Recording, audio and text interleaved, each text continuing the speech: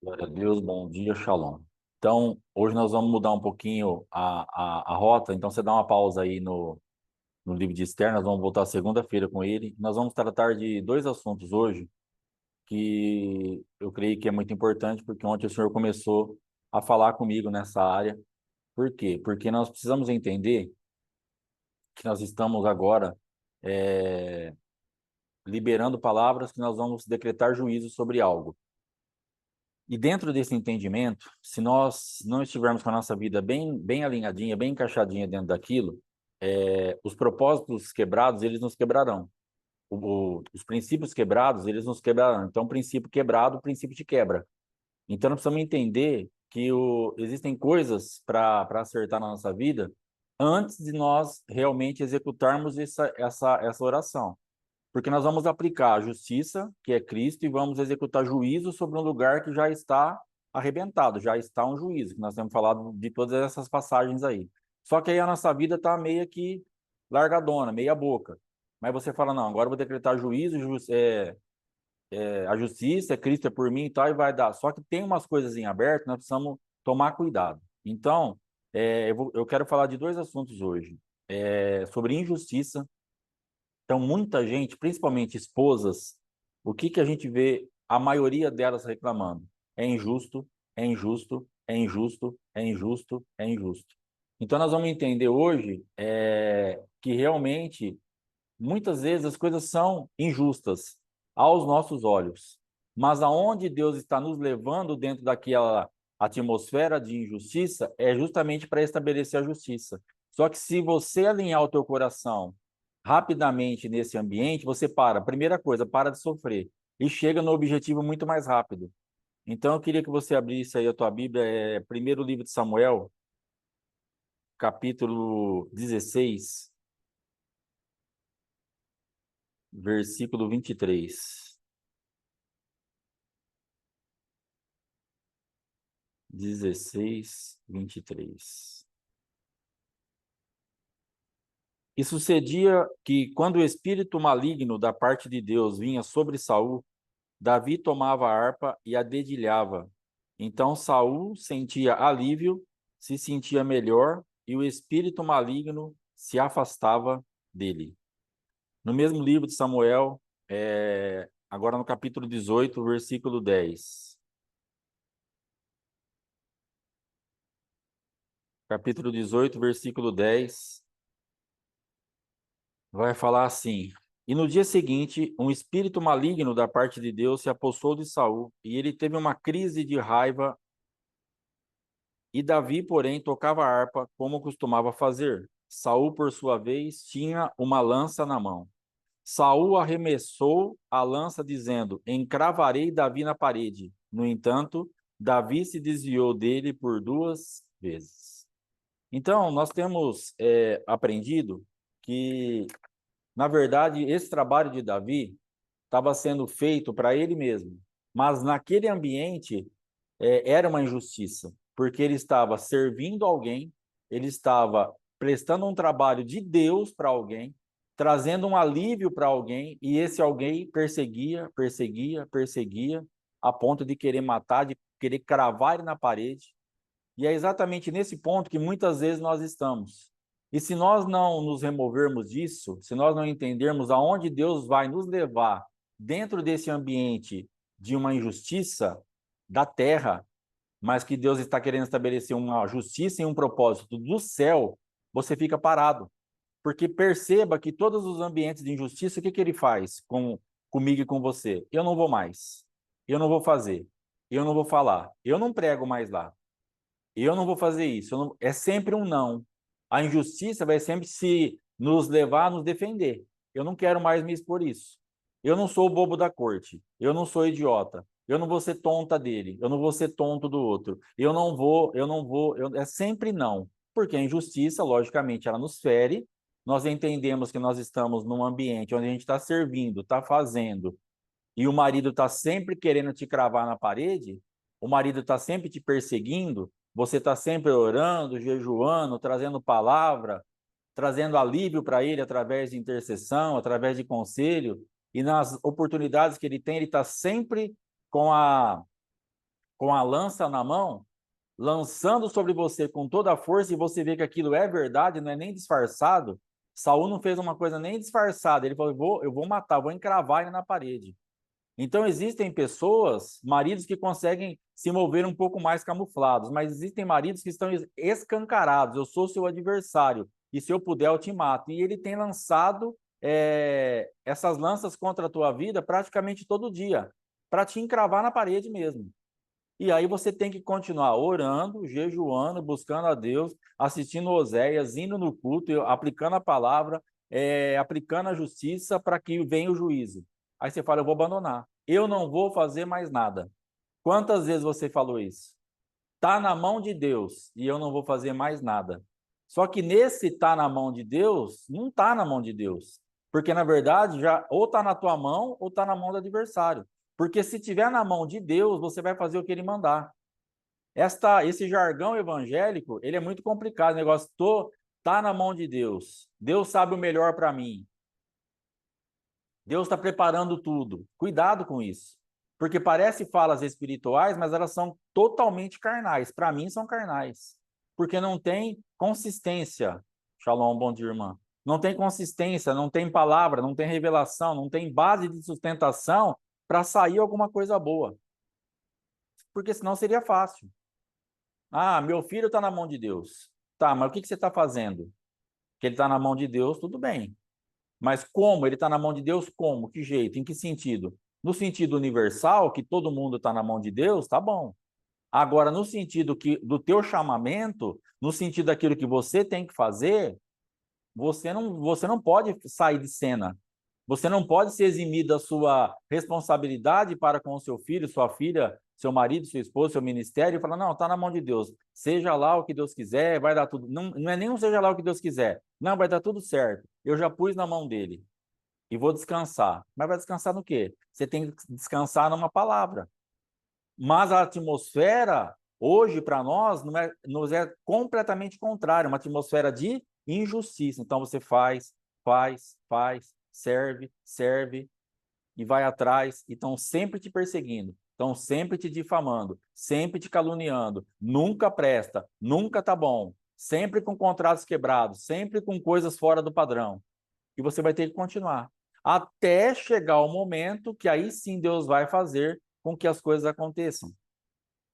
Então, Davi, na verdade, nós temos entendido que ele fez um trabalho árduo a respeito e a favor de Saul. Mas no final da história, nós também temos percebido que esse trabalho árduo foi para ele mesmo e para o seu reinado, porque ele estava limpando não uma vida apenas, ele não trazia alívio para uma vida, para Saul como homem, mas ele trazia um alívio, uma saída, uma limpeza espiritual num lugar aonde ele iria se assentar. É isso que você precisa entender e eu preciso entender para que a gente pare de achar as coisas injustas. Porque Saul estava reinando, mas Davi iria reinar. Então Deus aproveita essa situação de perseguição, de injustiça, de querer matar, para levantar Davi, para tocar a harpa, para trazer um ambiente de adoração, para pôr os demônios para correr, para limpar o trono que ele sentaria, para limpar o lugar que ele sentaria, para tirar, não de um homem, mas de um cargo, de uma chamada, de um reinado, ele pegou limpo. Então o trabalho foi para ele mesmo. Então, para você hoje que está sendo injusto, entenda que você é uma parte muito ativa dessa resposta de Deus. Por isso não é injusto. Aos olhos humanos é, mas aos olhos de Deus não é, porque você está limpando um lugar que você vai comer, que você vai se assentar. Pergunta para pessoas hoje que já estão com seus casamentos restaurados ou num bom andamento já, depois da guerra toda que a mulher passou, se ela não vai falar para você, ó, valeu a pena. O que eu estou vivendo hoje valeu a pena. Eu criei que Deus estava limpando tudo para que eu comesse disso também, para que os meus filhos comessem desse ambiente também. Você está limpando o ambiente para você habitar nele. Você está limpando um lugar. Então, a injustiça, ela existe na Terra, mas ela, na verdade, ela é ínfima perto do resultado que nós vamos alcançar. Ela é uma... Olha aí, minha Tata. dando testemunho, não consegui ler, mas valeu, acho que a pena, alguma coisa. Então, o que acontece? Minha tata mesmo teria um testemunho. Minha esposa tem um testemunho. E outras mulheres têm um testemunho nessa área. Irmãos que teriam testemunho. Injustiça.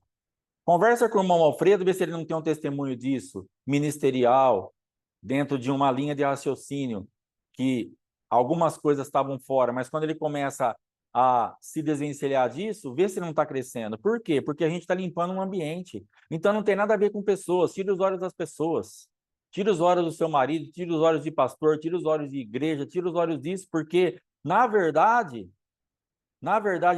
você está fazendo um trabalho para essa pessoa, mas você inevitavelmente vai ser atingida ou atingido. Você é alvo dessa bênção. Deus não é louco, Deus não é injusto. Deus não está fazendo você ter um trabalho por nada. Deus está fazendo você ter um trabalho que ele vai recompensar as obras das suas mãos. Vai valer a pena, sim. É pesado, é difícil, é vergonhoso, é chato, dá vontade de parar, abandonar tudo. Dá vontade. Dá vontade de catar a lança e tacar de volta? Dá vontade. Nós somos humanos, somos limitados, temos um monte de problema. Mas o fato é que quem conseguir perseverar, quem conseguir aplicar tudo isso, nós estaremos limpando um ambiente. E isso vai fazer toda a diferença para que você entenda e abaixe o teu nível de ira ou de insatisfação ou de qualquer coisa que você esteja sendo pega hoje, para que você continue lutando. Então, eu vou me assentar nesse trono, eu vou. O que é sentar num trono? Você vai começar a reinar nessa situação. Nesse casamento que você não reina em nada, que você não tem voz ativa para nada, que você não representa nada, é só uma marionete para lá e para cá, daqui a pouco você vai ter uma voz ativa nesse casamento. Daqui a pouco você vai poder falar, você vai poder se manifestar, você vai poder entrar, sair. Então tem um trono te esperando que você está limpando para você se assentar nele, para você chegar nesse ambiente. Então não é injusto, porque Deus está fazendo você aproveitar uma situação com muita sabedoria. Deus fez isso a favor de Davi. Aproveita esse tempo que parece que você está parado, parece que você já era para estar em outro lugar. Vai fazer uma faxina espiritual para que você já entre num outro ambiente quando você chegar lá. Quando você realmente sentar no trono. Então, Deus foi muito bom e muito fiel para Davi. Mas quem olhava Davi, quem olhava Saul, falava: como esse Davi é bobinho, tadinho. Fica aí tocando, deixa esse homem com esses demônios. Mas os demônios iam ficar no cargo dele. Os demônios ficariam no lugar que ele habitaria. Então, Deus estava limpando, Deus estava usando, Deus estava fazendo com que aquilo acontecesse. Então, não é injusto. Nesse sentido, não é injusto. Nesse sentido, você vai entender que as coisas elas vão trabalhar a teu favor. Ministerialmente, passamos muito por isso. Muito. Pessoas que realmente se envolveram, pessoas sinceras de coração, íntegras, que estavam realmente ali querendo fazer algo para o Senhor, para a igreja, querendo ver a igreja crescer, querendo ver as almas e sempre perseguido, sempre lança, sempre alguém tentando te cravar na parede. Mas pergunta para quem perseverou, pergunta para quem continuou a fazer o que tinha que fazer, apesar das injustiças da terra e injustiças até de líderes, de crentes, se não valeu a pena do que Deus colocou ela agora. Porque aí você chega num ambiente que você já venceu um monte de coisa. Então você está trabalhando para os outros, mas você está trabalhando muito para você. Você está trabalhando muito para a tua casa, muito para a tua chamada. E é um serviço. Se eu fosse olhar as injustiças que cometeram com a nossa vida dentro de ministérios, pelo tanto que a gente se envolveu, se entregou, elas foram, mas só que hoje eu vejo o que Deus está querendo fazer hoje com a minha vida e com a tua vida. Traga para o hoje a visão do futuro. Em vez de você trazer uma ansiedade, um medo que não vai dar certo, traga uma certeza que isso já aconteceu e isso é bom para você. Porque a ansiedade, ela vai sempre nos torturar. A depressão, que é aquele negócio que você não conseguiu nada, que é o passado vindo para o presente, ele vai sempre te torturar. Mas quando você pega a ansiedade, ela pega um futuro e traz para hoje. Não vai conseguir, o marido não vai se converter, essa igreja nunca vai mudar, esse negócio não vai fazer. Se você se alinhar e sair da atmosfera da injustiça, você extirpa a ansiedade. E você não traz um futuro para o presente para te machucar e para te ferir e para te levar para um lugar de desânimo e de desistência. Você traz um futuro para o presente, entendendo, estou trabalhando, meu Deus é fiel e justo e daqui a pouco as coisas estarão em ordem, porque Deus está cuidando de mim. Olhe para você. Então, aquilo que eu fiz em vários ministérios, né, em 3 ministérios que a gente passou, e não foi reconhecido, foi perseguido, foi tudo que você pensar, não tinha nada a ver com o ministério, não tinha nada a ver com aqueles pastores, não tinha nada a ver com aqueles líderes, não tinha nada a ver, tinha a ver comigo, o que Deus estava trabalhando para a gente poder estar fazendo agora. E que você está comendo disso agora, pela injustiça, entre aspas, que eu passei lá. Se eu não tivesse continuado lá, nós não estaríamos aqui.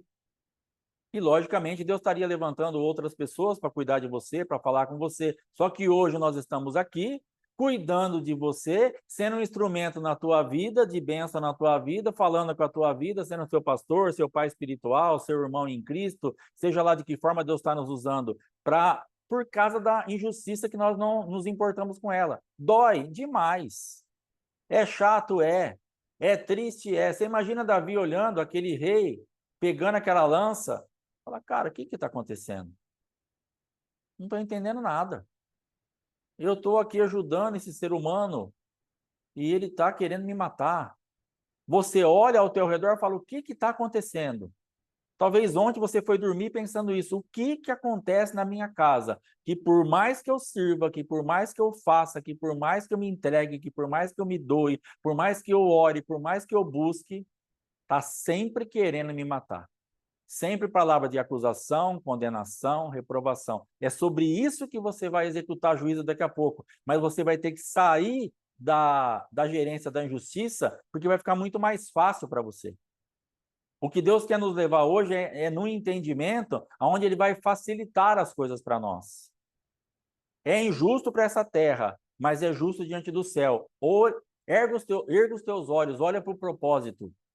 Olha para o final da história. Fala para o Senhor, Senhor, eu não quero ficar olhando aqui no que está acontecendo mais ou menos. Eu quero saber do final da história. Eu vou me apegar nessa obra concluída. Eu vou descansar no Senhor.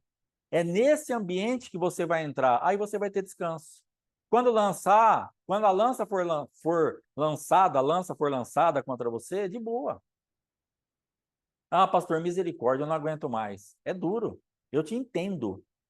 Eu não estou falando para você que é fácil, que eu não te entendo, que Deus não te entende.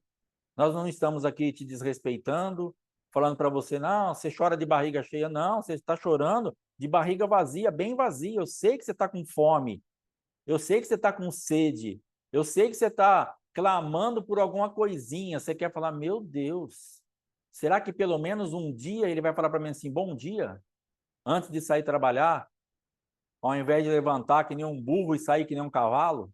E voltar que nem uma mula, um jegue, porque é isso que às vezes a gente passa.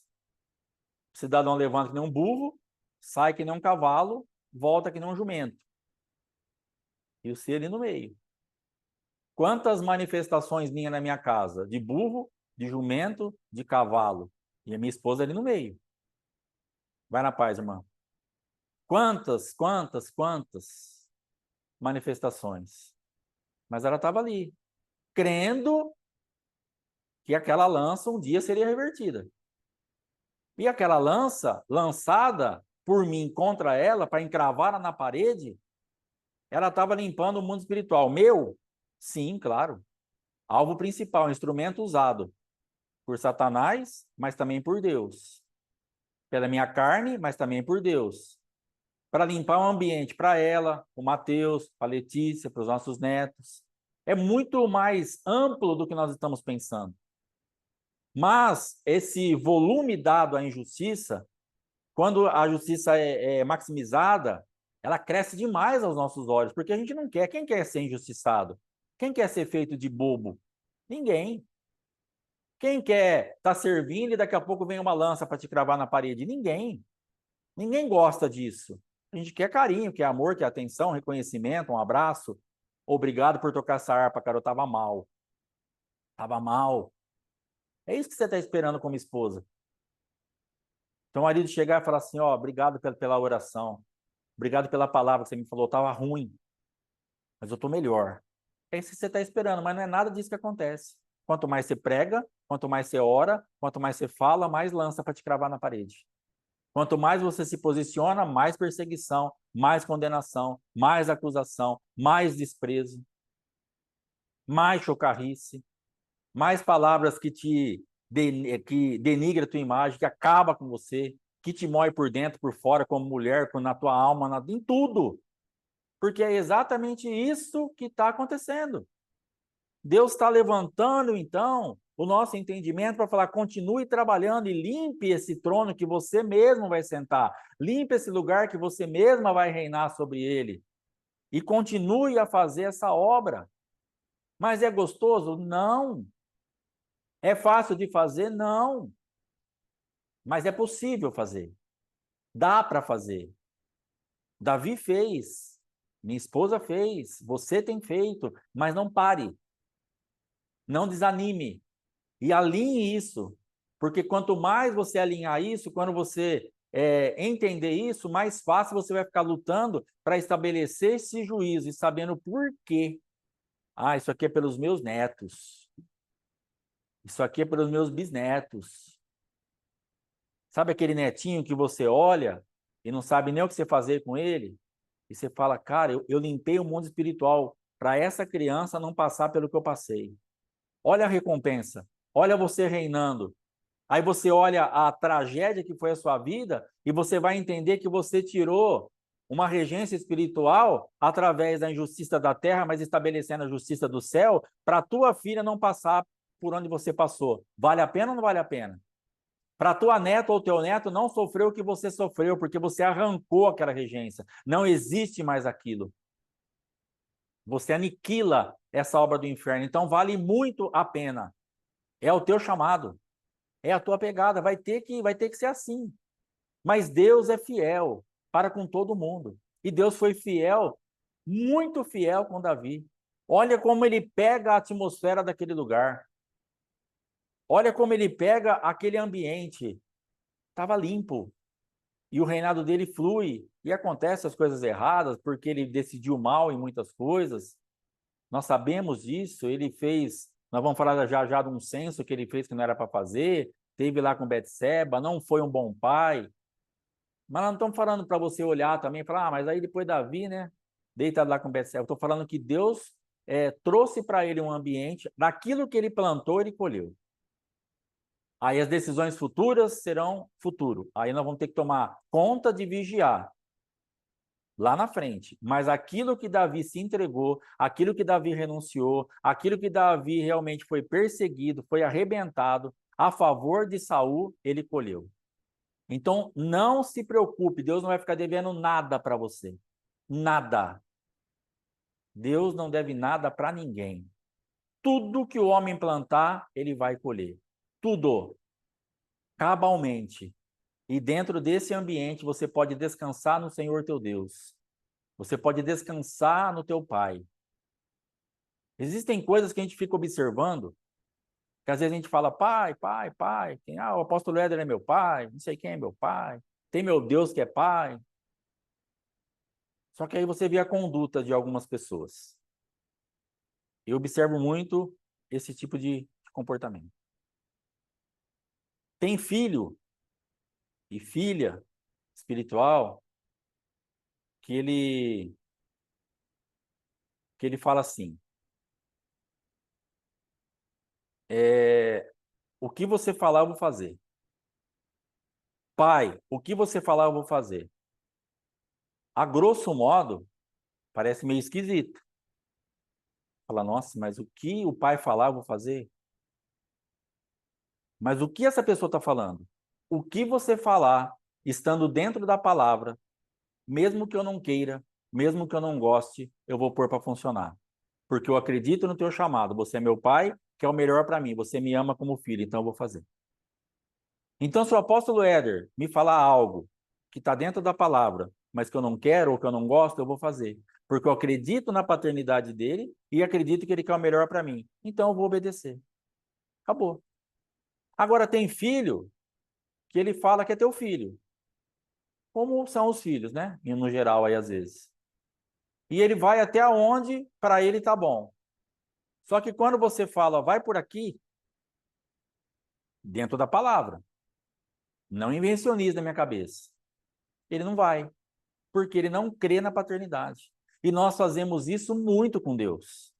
Não, Deus é meu pai, Deus é meu Senhor, Deus é meu Salvador, Deus é aquelas orações lindas, maravilhosas, que quando Deus olha, fala assim, opa, sou seu Senhor, teu Deus e teu Pai, então vai por aqui. Ah, não dá, é pesado demais, é muita coisa, Deus é injusto, isso aqui não dá, isso aqui não serve, mas Ele é teu Pai, Ele é teu Senhor, Ele é teu Deus, ou só quando te interessa? Nós vamos ter que decidir. Porque Ele é Deus, Pai, Senhor, tudo em todo o tempo. E Ele não vai te falar nada fora da palavra, porque Ele mesmo é a palavra. Então, tudo que Ele falar estará dentro da palavra. Então, Ele não vai inventar um negócio. Ah, deixa eu inventar uma coisa aqui para o fulano sofrer um pouquinho. Deixa eu inventar uma... Não, Ele vai sempre falar. É a palavra falando, é o verbo vivo, é a palavra sendo revelada para você. Anda por aqui, vai por aqui, senta, levanta, deita, abaixa, fala, fica quieto. Ah, não. Quantas e quantas vezes Deus mandou você ficar quieta e você abriu a sua boca e deu problema? Quantas?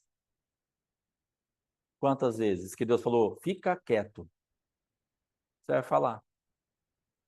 Que é o vigiai e orai. Para mim, o fica quieto, ele está muito encaixado no vigiai e orai. Porque eu entendo que o vigiai, ele vai vir realmente antes do orai, porque às vezes a pessoa ora muito, mas não vigia nada. E ela joga fora muita coisa que ela orou de verdade. Aquilo aconteceu, ela alcançou, ela teve fé, mas porque ela não vigiou, caiu por terra. Então Deus fala: vigiai e orai. Então você vigia. E o vigiar é, ó, fica quieto. Você está com um discurso, teu marido está chegando do serviço, você tá, e o Espírito Santo vem claramente, você está ali fazendo a janta, preparando, e o discurso está fervendo na sua mente. E o senhor vem com você e fala assim: fica quieta, hoje não. O marido nem abre a porta, você já está falando. E aí a coisa vira de ponta cabeça, que já não estava boa. Acaba de, ah, Deus não me guardou. Você não se guardou em Deus, porque Deus falou para você: fica quieta. Não fale nada agora. Por quê? Deus sabe que não vai adiantar. Você vai ter que gerar mais isso em oração. O que você tem para falar pode até estar certo.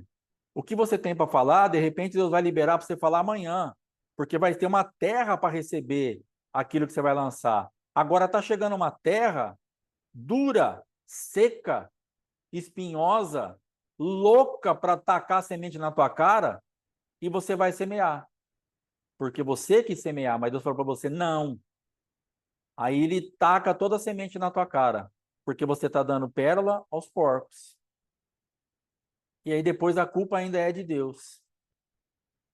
É, pai, eu tentei fazer, eu tentei, mas você fala que eu sou seu Senhor, teu Deus, teu Pai, mas você faz tudo o que você quer. Então Deus vai, de repente, de um dia para o outro, te levar num ambiente de oração, de expulsar alguma coisa, repreender, para preparar aquela terra primeiro, para ter condição de ter uma resposta. Aí no outro dia que o abençoado vai chegar à noite, aí você vai comer, vai falar, aí de repente, em nome de Jesus, as coisas, pelo menos você criou um ambiente propício. Todas as vezes dão certo quando Deus manda falar? Não, mas aí você está por conta e risco dele.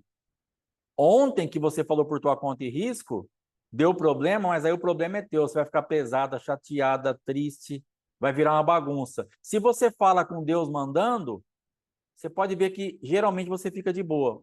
Tenho certeza que Deus mandou, já não é responsabilidade minha. Senhor, trata com meu marido, o Senhor mandou eu falar. Olha que lugar de descanso tremendo, você vai dormir em paz. Ontem você falou e foi dormir, acusada, condenada, pesada, brigando, escutando um monte de coisa.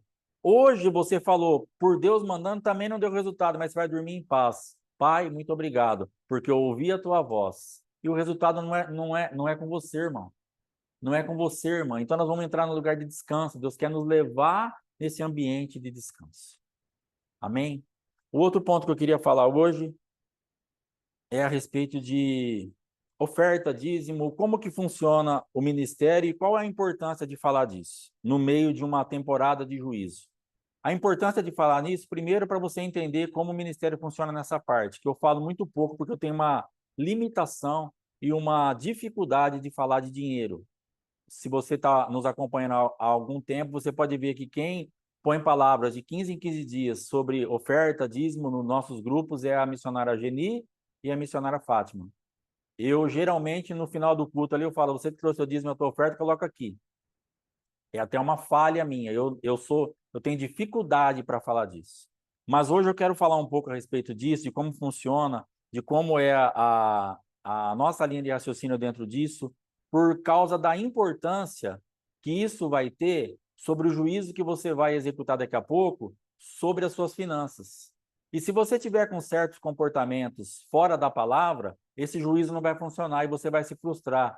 E eu quero dar a oportunidade e trazer o entendimento para a minha vida e para a tua vida, para que nós tenhamos o maior nível de vitória possível nos juízos que nós vamos lançar. Por isso, toda essa ocupação e essa preocupação de vai se arrepender na profundidade que você pecou, limpa o mundo espiritual, se acerta, faz isso. Para quê? Para que realmente o ambiente espiritual esteja pronto para receber esse juízo. Você está pronta, você está pronto. Você acertou a tua vida. Porque nós precisamos entender que as legalidades estão na mão do adversário. E o Deus Pai, o que às vezes a gente não entende, mas se Deus é dono de tudo, é poderoso, é meu Pai, por que ele não me abençoa? Porque antes do Deus Pai, entre o Deus Pai e o nosso acusador, aonde nós colocamos as nossas legalidades, tem o Deus juiz, porque Deus é justo. E o acusador, ele fica direto nos acusando, logicamente, tem moeda lá, tem dívida lá, e ele vai. Então, todas as vezes que você faz uma oração para você sair ou entrar num ambiente para fazer alguma coisa, o Deus Pai, ele vai passar pela liberação do Deus Juiz. Então, o Deus Juiz, ou ele levanta uma bandeirinha para o Deus Pai absolvido, ou ele levanta uma condenado. Condenado não por ele, mas por as nossas atitudes que o acusador apresenta, e é verdade, então ele não pode, porque ele é justo, te liberar. Então, o Deus Pai fica com as mãos amarradas. Mas o anseio, a vontade do Deus Pai é que o Deus Juiz levante a bandeirinha absolvido. E é nesse ponto que nós vamos ter que entrar. Nisso nós vamos executar juízo quando for executado o juízo. Tá, foi executado o juízo. O adversário não vai ter o que alegar para o Deus juiz. E o Deus Pai, então, recebendo na presença dele a nossa oração e a nossa determinação de juízo contra uma situação, o Deus juiz levanta absolvido e pronto. Nós estamos absolvidos, podemos receber a bênção. Então, dentro dessa parte de oferta, de dízimo, de tudo.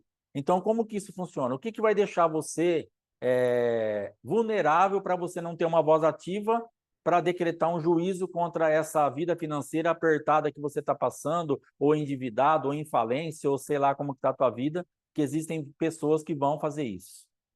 Então, existem as coisas básicas: oferta, dízimo, oferta. Para nós aqui, nós temos as primícias, as coisas básicas. Aí nós temos as ofertas das festas, que são portais aí de bênçãos para nossas vidas, e nós temos as ofertas de resgate, que são muito importantes para que nós entendamos que realmente existem coisas que a nossa finança ficou presa na mão do adversário. Então você vai ter que fazer uma oferta de resgate para você, então, ter acesso, ter autoridade para decretar um juízo e isso funcionar. Então, dentro do aspecto da dízimo, oferta e primícia, o que é a primícia?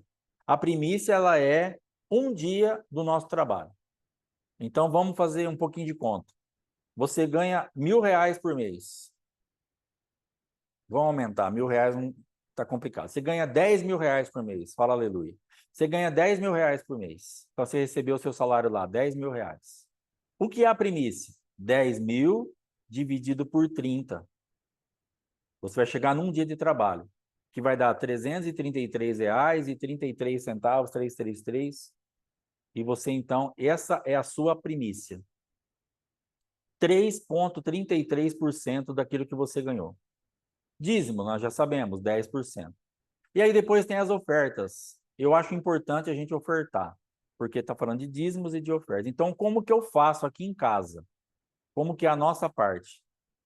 Quando eu vou dizimar, primiciar e ofertar no mesmo lugar, na vida do apóstolo, vamos supor que é o lugar que a gente mais faz isso, que tem alguns dízimos que a gente dizima no ministério também, aqui no Ministério Morro, mas aquele que vai lá no apóstolo, como que eu faço?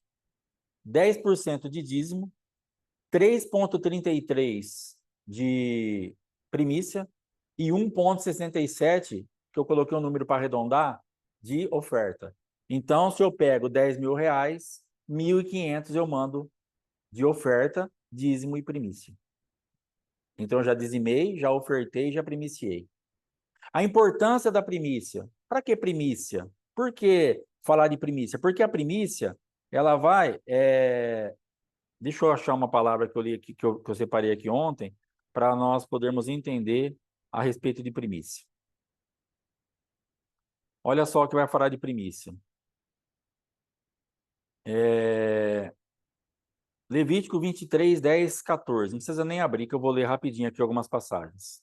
Também assumimos a responsabilidade de trazer anualmente ao templo do Senhor os primeiros frutos de nossas colheitas e de toda a árvore frutífera. Neemias 10, 35. Não é Levítico, não. Tiago 1,18. Por sua decisão, ele nos gerou pela palavra da verdade, a fim de sermos como os primeiros frutos de tudo que ele criou. O melhor de todos os primeiros frutos e de todas as contribuições que vocês fizerem pertencerá aos sacerdotes. Vocês darão a eles a primeira porção de sua refeição de cereal moído, para que haja bênçãos sobre as suas casas. A primícia é a coisa mais preciosa diante dos olhos do Senhor, e eu entendo que é por quê? Porque se você analisar, imagina hoje você está com a sua despensa vazia, você está com vontade de comer algumas coisas e você está com as contas para pagar, com a tua vida para acertar. Aí caiu lá 10 mil reais na tua conta de salário. O que você vai pensar em fazer? Eu quero comprar tal coisa para eu comer, eu quero pagar essa conta, eu quero fazer isso. A primeira coisa que vem é fazer isso. Porque, se você voltar na história, tinha a plantação lá. Os primeiros frutos eram colhidos e levados para entregar como primícia. Mas os primeiros frutos, primeiro que eles eram os mais valiosos, porque, na verdade, estava começando aquela primeira colheita, então aquele fruto, por não ter disponível, ele teria que ter mais valor. Você estava com vontade de comer aquilo e você estava com necessidade daquele dinheiro. Mas o Senhor fala assim: pega a primícia e entrega para mim. Então, é uma oferta de entrega mesmo. Então, a primícia eu vejo assim como algo muito importante, porque o dízimo, ele é 90% daquilo que o Senhor te deu. Ele te deu 10 mil, condição para você trabalhar. Por que eu dizimo antes de me converter? Porque entrou na minha cabeça um negócio que eu falei, cara, isso aí tem toda a lógica, tem todo sentido. Esse negócio de Jesus não serve para nada, negócio de crente não serve para nada, mas isso serve, era o que eu pensava na época. A minha esposa falava de Jesus, esse negócio, eu falei, deixa quieto isso aí é... Mas quando ela falou assim, tem um negócio lá do dízimo, que você devolve 10%, tal, tal, tal, eu falei, verdade. Eu tinha açougue na época, eu falei, pode começar a fazer a conta, e quando você for lá na sua igreja, você pode levar, porque se Deus não me der saúde, condições, inteligência para eu trabalhar, eu não tenho jeito de fazer isso. Então, isso aí, então eu sou dizimista antes de me converter, porque eu entendi que se Deus não fizer, nós estamos perdidos.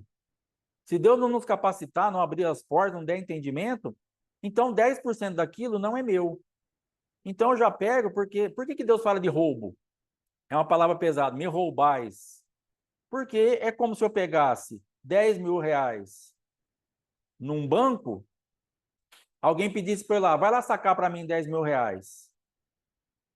90 é meu mais 9.000 é meu, mas eu vou te dar 1.000 pelo trabalho de você buscar. E eu fico com mais, eu estou roubando, porque aquele 1.000 não é meu. Aqui eu estou falando ao contrário. Mas o que Deus está falando? Desses 10.000 que cai na tua conta, põe na tua cabeça que 1.500 nessa conta que eu estou fazendo de dízimo, primícia e oferta, não é teu. Já está. Então você ganha, na verdade, líquido para você fazer a tua vida 8.500, não 10. E a gente faz a nossa conta em cima dos 10. E começamos a nos enrolar com isso. E vamos deixando para trás. Um mês dizima, outro mês não dizima, um mês oferta, outro mês não oferta, um mês dá primícia, outro mês não dá, e vai virando essa bagunça. E você vê a vida ir se bagunçando na parte financeira e não entendemos por quê. E não é só a vida financeira, porque o dízimo, ele vai guardar tudo. Então a vida às vezes está uma bagunça porque está faltando justamente uma semente, algo entregue nessa área. Então, para você poder executar um juízo com sucesso contra essa vida financeira difícil que você está, você vai precisar acertar isso. Então, qual que é o meu conselho para você? Se você não está dizimando, eu estou lá no ministério, não estou dizimando. Uma oferta de resgate, como uma oferta de culpa, como um pedido de perdão, e comece a dizimar. Aonde eu dizimo? Aonde você congrega. Em casos raros e especiais, Deus pode te dar uma direção de você dizimar num outro ministério que de repente você está sendo alimentado, cuidado de alguma forma, e o Senhor pode. Aqui no nosso ministério mesmo tem um monte de gente que congrega em outro lugar e às vezes fala, pastor, esse mês Deus me deu a direção de mandar o dízimo aí, ou metade do meu dízimo, ou um tanto do meu dízimo eu estou mandando aí. Amém. Mas nós orientamos, se você congrega em outro lugar, dizima onde você congrega. Agora, a primícia, você quer nos abençoar com a primícia? Beleza. Quer mandar uma oferta? Beleza. As ofertas das festas? Beleza. Oferta de resgate, aonde eu entrego isso? Num lugar onde a pessoa tem entendimento para orar por você, para te destravar desse ambiente. Não adianta nada você pegar a tua oferta de culpa, de resgate, e mandar um pix lá para tua igreja ou pôr no envelope, o pastor não está nem sabendo o que está acontecendo, ou não tem esse entendimento, nada. Você mesmo vai orar. Beleza, eu creio que vai funcionar também. Mas é mais seguro e mais lógico que você entregue isso e fale para um pastor, fale, ó, essa oferta aqui é aquela oferta de resgate por tal coisa, ora por mim. Aí a pessoa vai liberar uma oração para você. Então, seja lá onde for que você vai mandar isso, mande para uma pessoa que tenha condição, entendimento, creia nisso, para liberar essa oração, que é a sua oferta de resgate. Então, dentro do ministério aqui, do Ministério Morra, quem nos acompanha? O que você pode fazer aqui? Você pode mandar uma oferta, você pode mandar sua primícia, você pode nos honrar de alguma forma. Tem gente que caminha aqui e não mandou nada, não tem problema nenhum, você caminha. É uma coisa que é uma liberdade sua. Tem gente que entende que precisa nos honrar. Honra. Você vai estar sendo servida do mesmo jeito, mandando ou não mandando. Mas então é assim que vai funcionar. Agora, as ofertas de resgate que vão ser importantes você estar fazendo para que você saia desses ambientes. Então, ofertas de resgate. Você tem uma oferta de resgate por vício, prostituição, oferendas, aborto, jogos de azar, tudo isso vai requerer uma oferta de resgate. Primogenitura, bastardia. Eu fiz um aborto. Você fez um aborto? Você pagou para fazer um aborto. Então, a tua finança geralmente ficou presa lá. A minha finança, eu percebo que ela estava totalmente presa dentro desse altar que eu paguei para fazer o aborto. Do meu segundo filho. Porque do primeiro foi pago também, mas a Fátima, ela decidiu isso sozinha, eu não queria fazer isso. Eu tinha 18 anos, 17 para 18 anos, e eu falei para ela, vamos casar e vamos ficar, não tira. E ela não quis. Então, aquele aborto, ela tinha uma hemorragia, ela já deu esse testemunho, e chegou um irmão um dia e falou assim, aqui está a tua libertação. E a partir daquele dia, ela tinha muita hemorragia na época, e a partir daquele dia, ela leu o livro e Deus falou com ela, e a partir daquele dia acabou. Como não tinha a minha participação ativa no caso de decisão, aquele aborto ficou acertado. Mas no segundo aborto, ela havia se arrependido, mas eu não. Que é o que a gente fala do arrependimento da profundidade que nós pecamos. Então esse aborto ficou em aberto e a minha finança ficou presa. Então eu bati a minha vida inteira trabalhando na minha finança a respeito de maldição hereditária e a minha finança estava presa por causa do aborto. Que eu nunca quis ouvir a minha esposa falar, vamos acertar esse aborto, acerta esse aborto, se arrependa desse aborto. E eu batendo na maldição hereditária.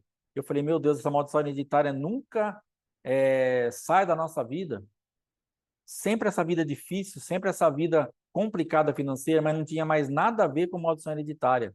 De uma linhagem dos Monteiros que tem, na grande maioria da família, essa marca de quebradeira. São pessoas inteligentes, capazes, líderes, que geram recurso, mas que os recursos são roubados. Então, uma maldição hereditária, uma marca.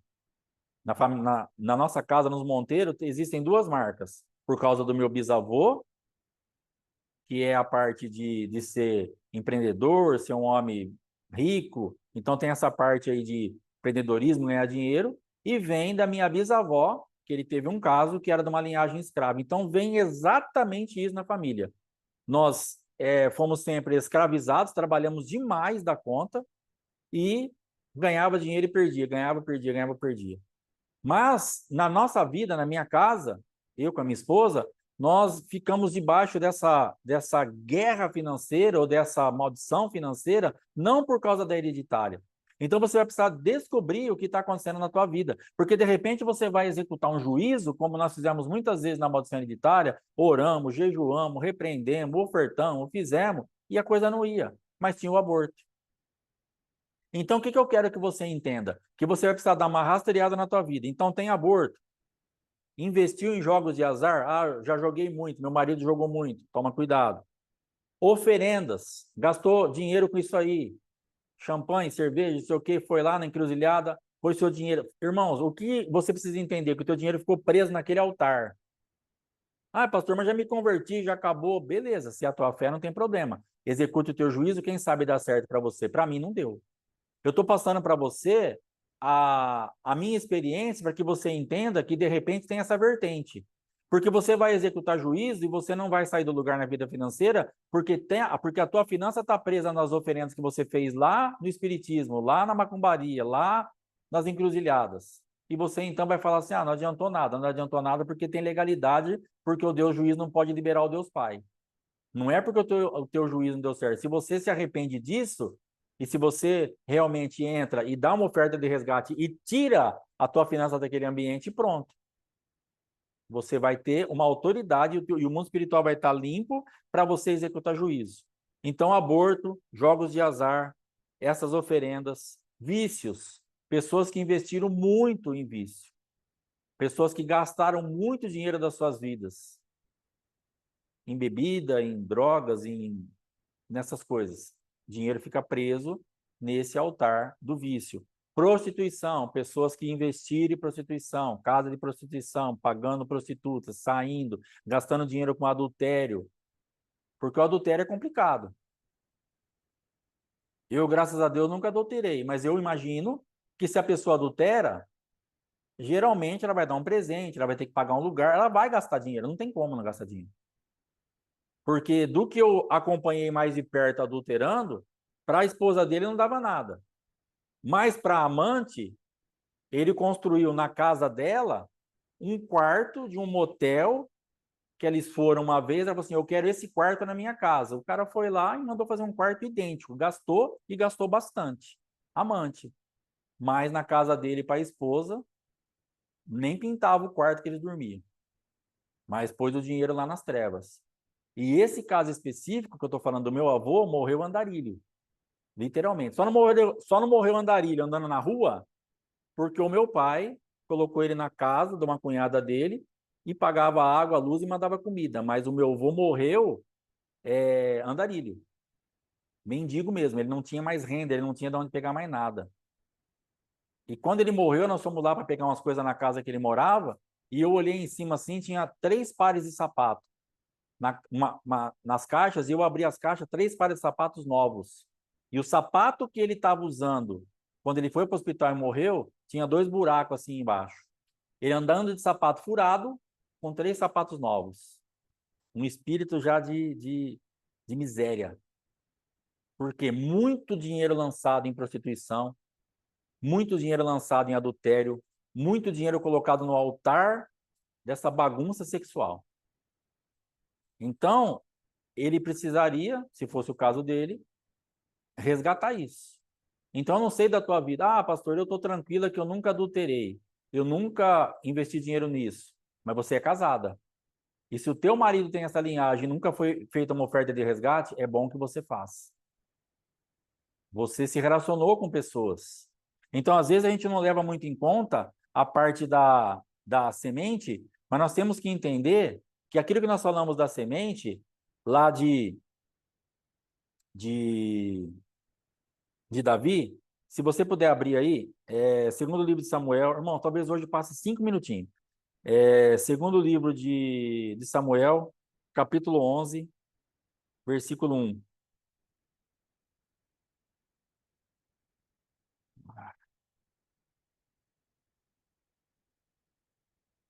Segundo Samuel 11, 1. E aconteceu que no ano seguinte, na época em que os reis costumam partir para a guerra, Davi enviou Joabe, seus servos e todo Israel para destruir os filhos de Amon e sitiar Rabá. Porém, Davi permaneceu em Jerusalém. Primavera, tempo do rei está na guerra. E ele estava em Jerusalém. Capítulo 12, versículo 9 e 10. Olha a consequência do que Davi fez. Natan falando depois para ele, 9 e 10 do capítulo 12. Porque você desprezou a palavra do Senhor, praticando o mal diante dos seus olhos, feriu Urias, o heteu, a espada, e tomou a esposa dele como mulher. Depois o matou com a espada dos filhos de Amon. Agora, pois, olha aqui, a espada não se afastará da sua casa para sempre, porque você me desprezou e tomou a mulher de Urias, o hitita, para ser sua mulher. Então, dentro dessa passagem, Davi fez uma bagunça com a semente dele. Então, nós temos ensinado que Satanás é um caçador de semente, do sêmen mesmo. Caçador disso, ele caça. Então, a nossa finança, ela pode estar presa em uma atmosfera que nós semeamos. Nós não sabemos o que é colhido, que potência está naquela semente. E você não sabe a semente que você recebeu. Porque, de repente, você tinha uma rota financeira e de repente você se relacionou com alguém, você foi semeada e dali para frente você percebe que as coisas complicaram. Provavelmente você recebeu uma semente de miséria. E aí você ficou presa naquilo. Você ficou ali e a miséria nunca mais vai apartar da sua vida até você fazer esse resgate, você está revogando essa semente, fazendo esse juízo. No caso da semente, dessa específica da semente, você pode executar só o juízo, mas tem uma consciência. Eu não vejo a necessidade de uma oferta de resgate para isso. Mas você vai executar juízo com a consciência. Bom, eu recebi uma semente aqui, a minha vida mudou dali, você vai saber, você vai fazer uma rota, você vai fazer uma linha de raciocínio, então veio daqui. Então é muito importante que você saiba o que está acontecendo, porque a semente tem potência. Então Davi estava lá no tempo de guerra, de primavera, tinha uma potência de guerra nele, a semente dele era de guerra, era para ele sair à guerra. Ele fica em casa, deita-se com Betseba, engravida ela. Esse bebê morre. A espada já começou ali. Ele já perde o fruto daquele relacionamento, já foi embora. Então, para ele ir para Betseba, a espada já começou a funcionar automaticamente, porque ele entrega, semear no lugar errado é entregar a potência da semente na mão do adversário. Então, como tinha uma potência naquela semente de guerra, de espada, ele entrega essa semente num campo de adultério, desonrando um soldado dele, desonrando o pai dessa mulher, que também era um guerreiro dele. Ele fez uma bagunça e ele fala para Satanás: tome a semente de guerra, tome a espada. E Satanás olha e executa sobre o filho. Ai, Deus que não guardou o filho. Não, não é Deus que não guardou. Ele que entregou. E a espada começa a funcionar já no primeiro filho dele. Naquele filho que ela engravidou ali. Porque existia um ambiente totalmente desfavorável. Então, eu e você, você recebeu ou lançou semente que está na mão do adversário em qualquer área. Você vai precisar acertar isso. Você vai precisar resgatar isso. Você vai precisar orar especificamente sobre isso. E aí depois vem a palavra de Natan falando: a semente nunca mais vai se apartar da tua casa. Então veio uma determinação da parte de Deus para sempre, que aquela espada nunca mais ia apartar por causa da potência da semente. Então é importante que você entenda isso também. Então, limpar o mundo espiritual. Por que que eu estou falando tudo isso hoje? Por que que eu creio que Deus fez essa ruptura hoje da injustiça e dessa parte de semente, para que você, a semana que vem, nós vamos voltar a falar de Esther, e até dia 29 nós vamos bater bem firminho em cima disso. Depois a minha esposa vai estar trazendo um fechamento dia 29 sobre isso, e vai estar aí outros dias também participando, e nós vamos ter então um mundo espiritual favorável para trabalhar a nosso favor dentro desse entendimento para nós executarmos juízo com sucesso. É isso que eu desejo, é isso que eu quero, é isso que eu estou buscando. É isso que o tempo que eu estou gastando com isso, deseja que realmente a gente possa romper, porque é desgastante lutar, lutar, lutar e não sair do lugar. Então, empreender força e não chegar em lugar nenhum. Então, nós vamos precisar alinhar tudo isso. Então, se você tem qualquer uma dessas coisas aqui, ó, procure a tua liderança, procure a nossa vida, procure alguém que possa trabalhar com você sobre isso antes de você fazer o teu juízo sobre esse juízo financeiro que você está passando. Aquilo que a gente falou: abortos, jogos de azar, vício, prostituição, bastardia, primogenitura, oferendas, vínculos com as trevas. Então, marca o atendimento, nos procura. Se você tem uma liderança que crê nisso, marca o atendimento, vai atrás. Se você já crê nisso sozinho, faça a tua oferta de resgate e limpe isso. Aí depois você executa juízo para a tua vida financeira poder estar saindo do lugar. Amém? Amém? Então, eu creio que é isso. Não vai atrasar, graças a Deus, deu certinho aqui 8h30. Então, irmãos, pensa em tudo isso aí, analisa tudo isso, entra por esse lugar, vai ser feliz na justiça do céu, esquece a justiça, as injustiças da terra, acerta a tua vida em nome de Jesus. Amém? Daqui a pouco nós vamos estar entrando aí no Shabat. A respeito do jejum, aqui do Ministério da Vida Jejuada, já está liberado agora, então esse resto de dia, sábado e domingo de boa, segunda-feira a gente volta. Quem tiver no jejum do apóstolo, como eu não assisti, eu não sei, ele já tem liberado às vezes logo depois da ministração, ou ele libera às 6 da tarde. Então você segue lá aquilo que ele está orientando. Daqui, quem estiver fazendo o jejum daqui, já está liberado, segunda-feira você volta na Vida Jejuada. Deus te abençoe. Um excelente Shabat, bom descanso, ótimo final de semana, ora por nós, um beijo, fogo no bicho, vamos que